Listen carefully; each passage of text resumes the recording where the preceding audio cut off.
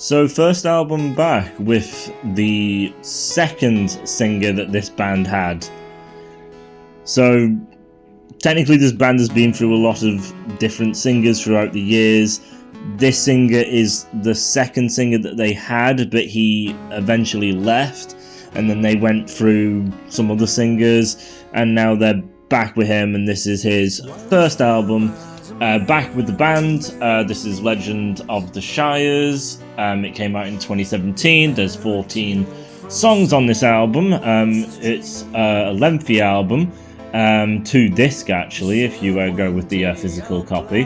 The album clocks in at pretty much around an hour and 22 minutes.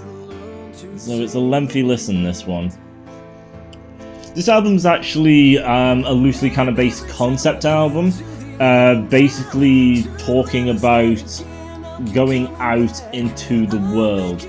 So you have 3 different songs that kind of come into play throughout this album called The Shire, and then you got part 1, part 2, and then the final part 3. The Shire is basically home and everything. You leave your sanctuary, your shire, your home, and then you venture out into the world. Each track basically representing a certain aspect of the world that we live in, and then the song basically, you know, singing about that aspect, like things we kind of come across, what we have to do, people, and stuff. So just a concept just about life and just going out on your own, basically. So the new singer they got, his octave range is around 3 to 3.5, I believe, is his octave range. As I said, for this being a lengthy album, it was quite prog heavy. I haven't really listened to Threshold. I only have listened to their latest album, which at the time was the album that came out in 24, I believe it came out. I said that's the only one I've heard, so I'm basically working my way backwards. And as far as I can say from my experience, which is limited of the band, their newer album is not as progressive as this one. I would have classed it as kind of mainstream metal, and then certain tracks had a more proggy metal element to them. So certain tracks were a bit more kind of like mainstream with a bit of a kind of prog influence behind them, and then you would have the odd scattering of songs that delved more into that prog metal. As for the majority of this album, it is just insanely prog. A lot of these tracks are blooming long, the longest track being over 11 minutes, and then the second longest track being over 10 minutes. So there's some decent length songs to this one.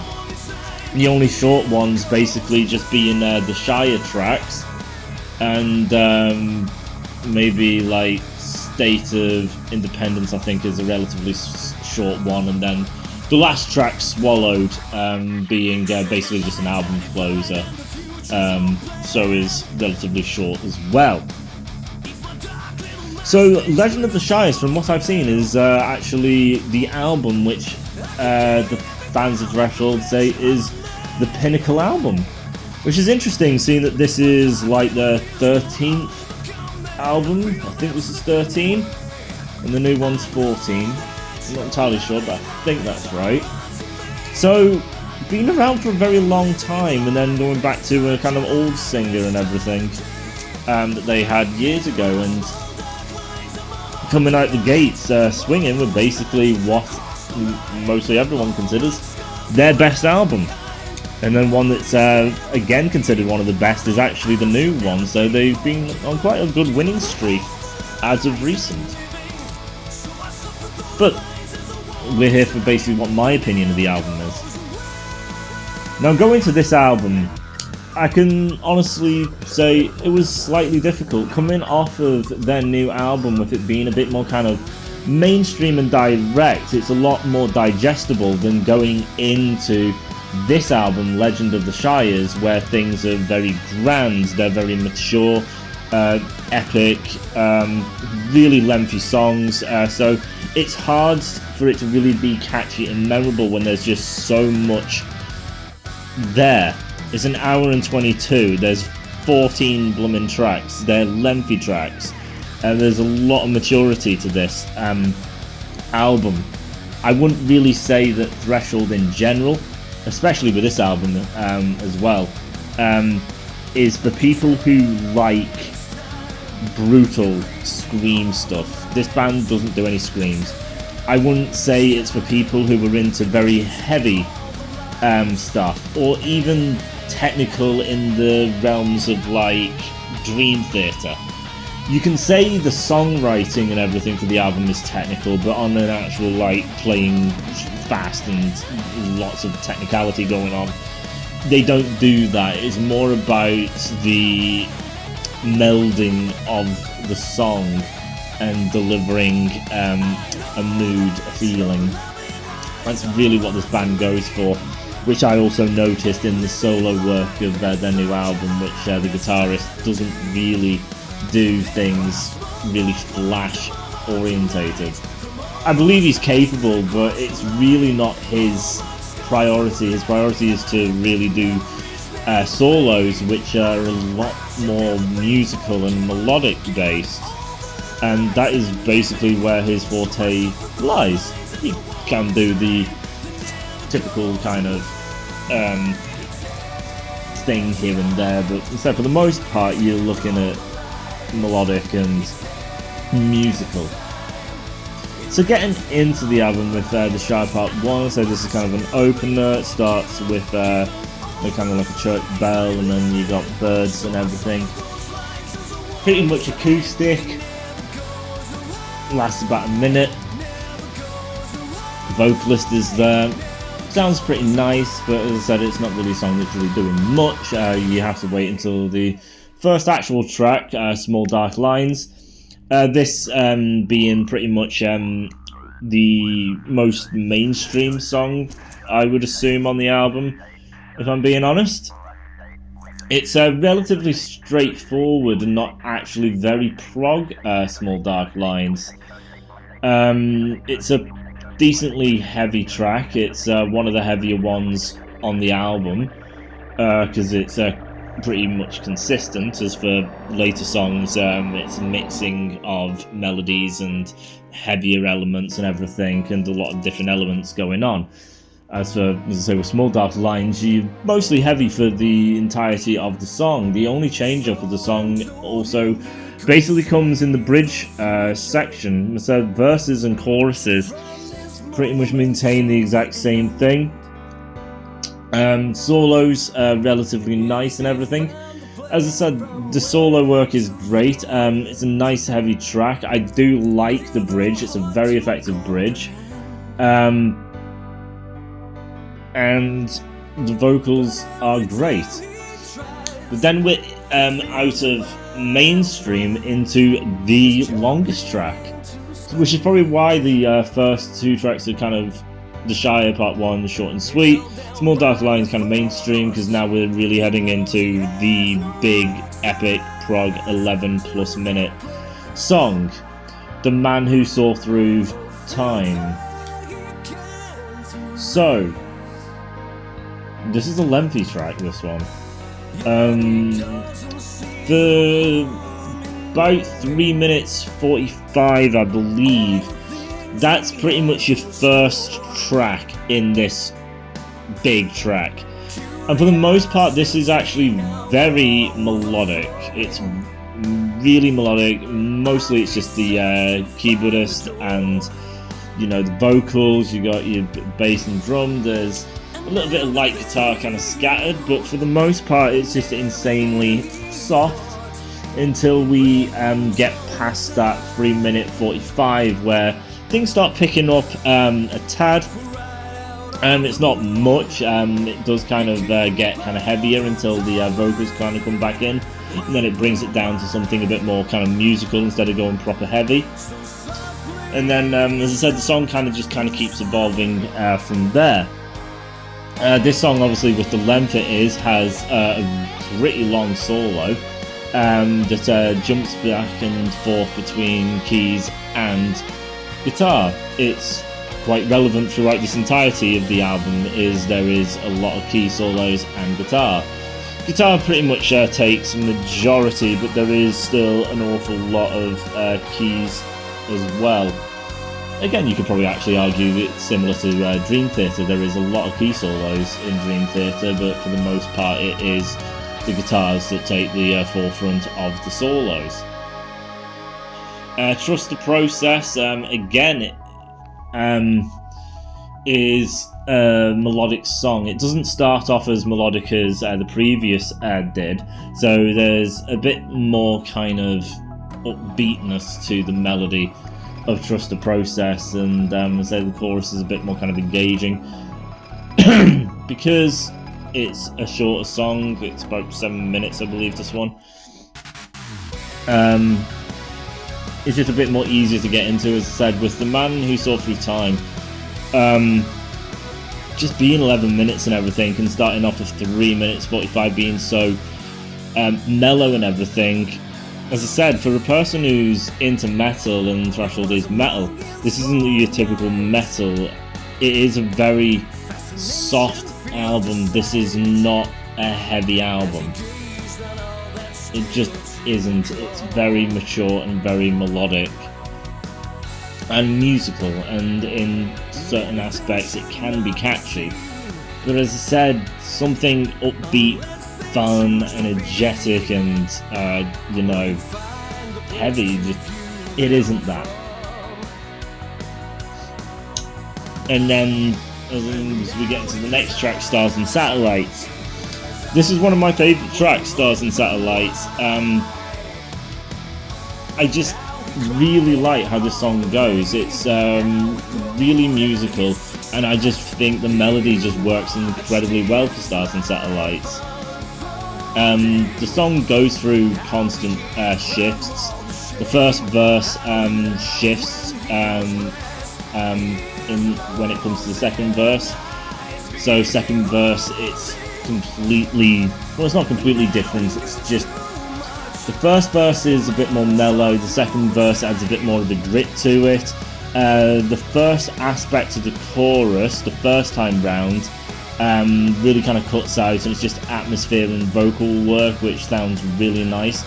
That's where I think the melody really strikes really well, and then it kind of brings the instruments in for the next portion of the chorus. And then when you get into the second chorus, it doesn't cut out the instruments at the beginning, but maintains all the instruments throughout the entirety of the solo this time. And so you get a different bridge section and everything. I said there's solos scattered throughout. I think there's one near the beginning of the bridge, and then one maybe after. As I said, the second one, the song tries to shift gears a little bit, just to try and give a bit of a different flavour of a solo, and then we basically get back into our chorus. So this is a thing where you don't just get one big kind of piece solo. The solos are of multiple variations throughout the album. You've got long ones, you've got purely guitar, or back and forth between keys and guitar, or you'll have a guitar solo here, and then later in the track there'll be a secondary one over here. So it goes through different formations. It's not just, formulaic, it sticks to this kind of length and everything, and one solo and that beat it, you're done. Next track, On the Edge, which is the final track, I believe, on the album. Well, not the album, but disc 1. On the Edge, again, a really good track. I really like the verse. I think the verse is very effective. It's got kind of beat and melody to it. I think the chorus is highly effective. It's got a good solo to it. And then we're into the second disc. Now, I actually believe the second disc actually might be better. Some people usually would say first disc is where all the kind of heavy hitters are put and everything, and then the later disc, it's usually the weaker tracks. But I actually say it's the other way around. I actually do really like the second disc. I like both discs. It's just basically Small Dark Lines is a little mainstream. The Man Who Saw Through Time is a very long track. I say it takes 3 minutes 45 to then kind of get to a decent kind of upbeat level, because that first aspect is really mellow. I said it's an acquired taste for some, which is why it took me a while to get used to it, because it's so insanely mellow for someone who is a metalhead. I do listen to mellow bands, I'm not saying I don't, it's just it takes a bit more time to really get into, because it's really a mature sound. So Trust the Process is really nice but a bit mellow. As I say, Stars and Satellites, I really like that track. On the Edge, I really like that track. As for with the second disc, I really like Snowblind, I really like Subliminal Freeways, I really like Superior Machine. I say State of Independence is good, Lost in Translation is good. It's got a lot of good tracks on disc 2. So, starting off the disc, we got Shire Part 2. This is the longest one of the Shire tracks. I think it's about 2-3 odd minutes. And yeah, it's just a fuller song than Part 1 was. It's an actual song. It leads into Snowblind. Snowblind starts off pretty much out the gates immediately. Got good lead work. There's a lot of fluctuations through this blooming song. It shifts gears quite a numerous amount of times. Got good solos, Subliminal Freeways. Has a real nice melody to it. It's a really nice melody. Excellent verse, brilliant chorus, good solos. State of Independence is a bit of a short track. As I stated at the beginning of the review, so this one I think is like 3 odd minutes, so it's a relatively short track. But gives you the solo, it's to the point and everything. I guess just because there's a lot of long tracks and everything, this is just a bit of a short kind of song, just to, you know, focus in a bit. Superior Machine, really like this track as well. This is one of the heavier ones, if memory serves right.